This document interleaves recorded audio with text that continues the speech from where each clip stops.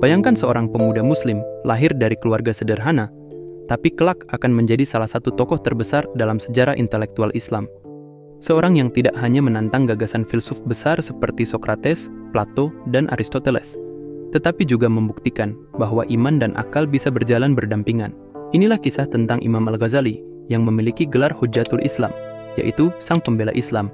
Ini yang terjadi sekarang, musibah besar yang terjadi kepada pandangan sebagian masyarakat terhadap Al-Imam Al-Ghazali.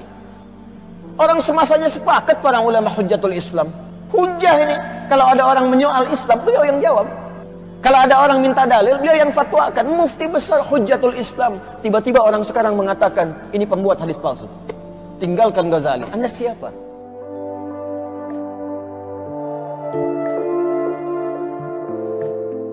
Imam Al-Ghazali atau Abu Hamid Muhammad bin Muhammad Al-Ghazali At-Tusi lahir pada tahun 450 Hijriah di kota Tus, Iran.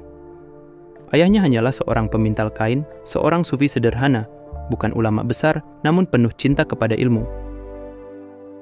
Ia rajin mengikuti majelis para ulama, dan dalam doanya yang tulus, ia selalu memohon, "Ya Allah, jadikan anak-anakku seperti mereka, ahli fikih dan ahli nasihat." Doa itu dikabulkan, tapi tak lama kemudian sang ayah wafat.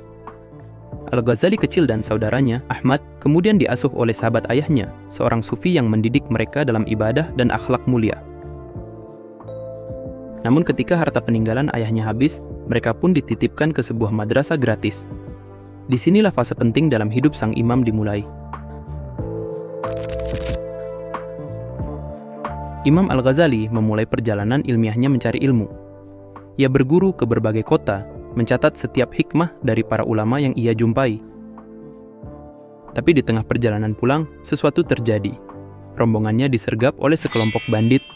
Semua barang dirampas, termasuk tas berisi seluruh catatan ilmunya selama 5 tahun. Karena sangat mencintai ilmu, ia mengejar para perampok dan memohon agar buku catatannya dikembalikan. Dengan penuh kegelisahan, ia berkata kepada sang kepala bandit, "Ambillah hartaku, ambillah pakaianku, tapi kumohon kembalikan tas itu. Di dalamnya ada seluruh ilmuku." Sang bandit tertawa dan berkata, "Kau bilang ilmumu ada di dalam tas ini. Maka jika aku mengambilnya, kau tak punya apa-apa." Kata-kata itu menusuk hati Al-Ghazali. Sepulangnya, ia menghafal semua catatan itu selama 3 tahun, menjadikannya bagian dari dirinya, bukan hanya sekadar tulisan. Dari sinilah lahir kesadaran bahwa ilmu sejati adalah yang meresap ke dalam jiwa, bukan sekadar tercatat di kertas. Siapa sangka bahwa titik balik dalam hidupnya justru datang dari seorang bandit. Setelah pengembaraannya, Al-Ghazali berguru kepada Imam Haramain Al-Juwaini, cendekiawan besar seorang pakar untuk mazhab Syafi'i. Ia mempelajari fikih, akidah, logika, dan filsafat hingga menjadi murid paling menonjol. Gurunya bahkan menyebutnya sebagai lautan ilmu. Ketika menulis kitab Fikih Al-Manhul, gurunya berkata, "Engkau menguburku hidup-hidup." Sebuah kutipan yang keluar dari gurunya, Imam Haramain Al-Juwaini kepada Al-Ghazali adalah ungkapan metaforis yang syarat makna. Kalimat itu mencerminkan betapa luar biasanya kecerdasan dan kapasitas intelektual Al-Ghazali, hingga sang guru merasa telah dilampaui oleh muridnya sendiri. Dalam konteks tradisi keilmuan Islam, hal ini merupakan pujian tertinggi.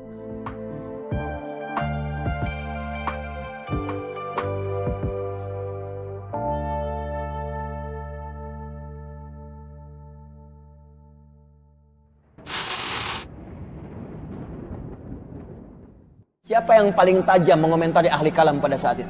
Siapa yang membantah logika para filsafat yang banyak memurtadkan orang Islam pada saat itu? Al-Imam Al-Ghazali. Lantas Anda mengatakan, ini nggak paham ilmu hadis. Anda siapa, Joni?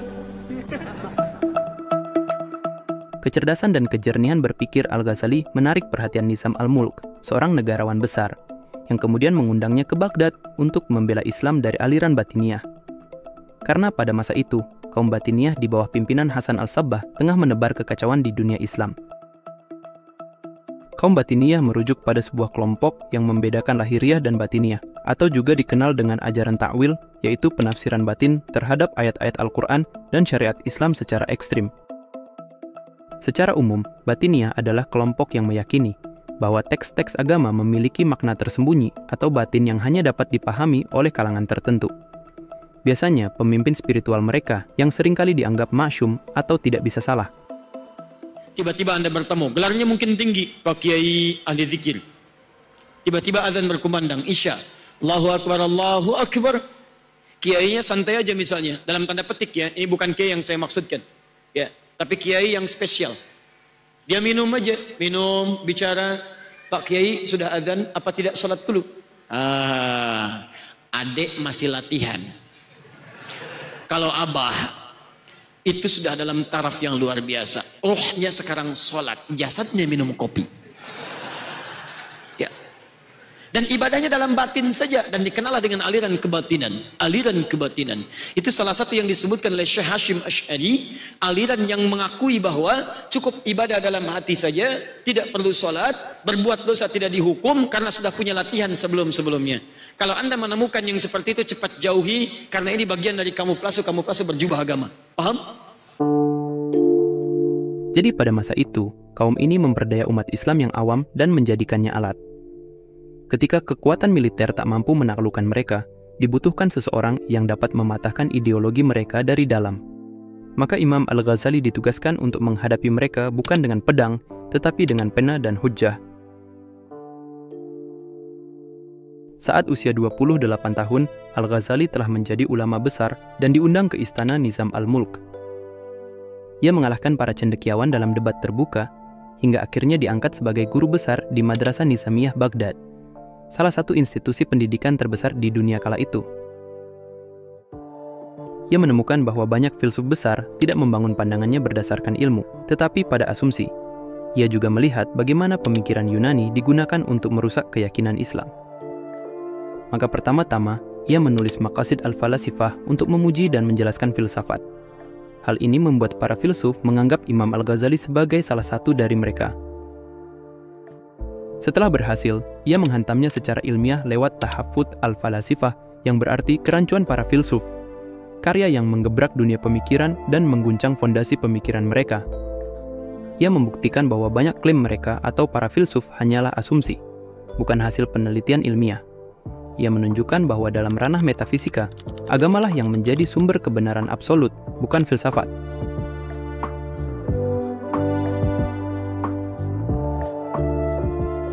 Di tengah semua ini, ada satu segmen penting yang tak bisa dilewatkan. Imam Al-Ghazali bukan hanya ulama biasa, ia adalah poros kebenaran di tengah badai zaman.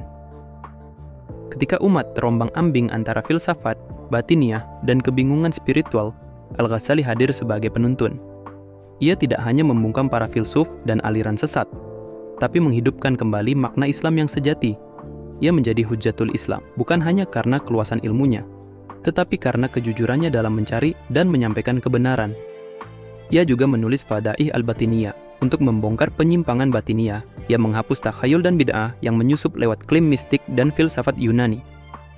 Tak hanya itu, ia menggagas kebangkitan spiritual lewat mahakaryanya Ihya Ulumuddin yang berarti kebangkitan ilmu agama. Sebuah proyek intelektual dan spiritual yang menyatukan kembali ruh Islam dalam kehidupan umat. Kitab ini begitu agung hingga Syekh Abu Muhammad Al-Kaziruni berkata, seandainya seluruh ilmu hilang dari muka bumi, maka bisa dikembalikan dari kitab Ihya. Kitab ini menjadi pelita umat, meskipun terdapat banyak kritik karena sebagian hadis yang dianggap lemah atau palsu.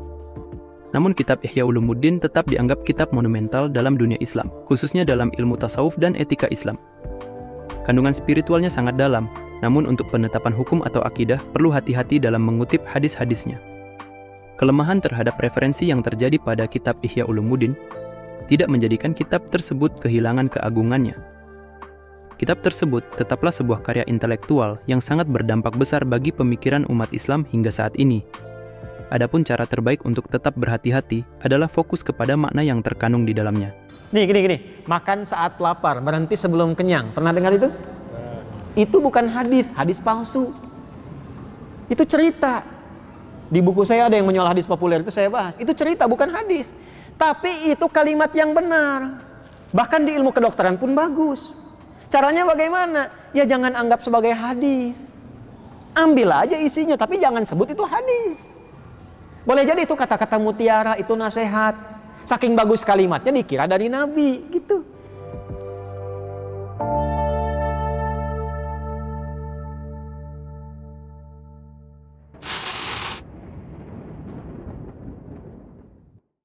Al-Ghazali mengajarkan kepada kita bahwa ilmu sejati bukan sekadar hafalan atau debat ilmiah, tapi ilmu yang menyatu dengan jiwa, menuntun akhlak, dan mendekatkan diri kepada Tuhan.